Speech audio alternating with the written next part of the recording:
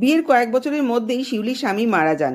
ছেলে মারা যাওয়ায় শিউলির শাশুড়ি দিন রাত তাকে নানাভাবে অপমান করত। সেটা সহ্য করতে না পেরে একদিন শিউলি তার বাপের বাড়ি ফিরে যায়। শিউলির দাদা এক বেসরকারি সংস্থায় কাজ করে। ননদ এসে পড়ায় বৌদি খুব বিরক্ত হলো। যদিও সংসারের সমস্ত কাজ শিউলি করে, তবুও বৌদি দাদা এলে তাকে শিউলির নামে মিথ্যে কথা বলতো, আর দাদা রেগে যেত।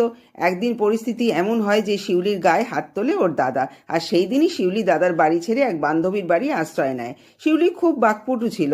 সে একটা সেলসের কাজ জোগাড় করে, আর সেখানে এত ভালো কাজ করতো যে কোম্পানি তাকে মার্কেটিং ম্যানেজার করে দেয়। এদিকে শিউলির দাদার কোম্পানি বন্ধ হয়ে যাওয়ায় তাদের আর্থিক অবস্থা খুব খারাপ হয়ে যায়। তারা এখন দুবেলা ঠিকমতো খেতেও পায় না। সে কথা শুনতে পেয়ে শিউলি তার দাদার কাছে এসে বলল, চলো আমরা সবাই একটা বড় ফ্ল্যাট ভাড়া করে নিয়ে একসাথে থাকবো। নিজেদের কৃতকর্মের কথা ভেবে প্রথমে রাজি না হলেও উপায় নেই, তাই তারা রাজি হয়ে গেল। বন্ধুরা, অহংকার পতনের মূল কারণ, তাই কখনো অহংকার করতে নেই।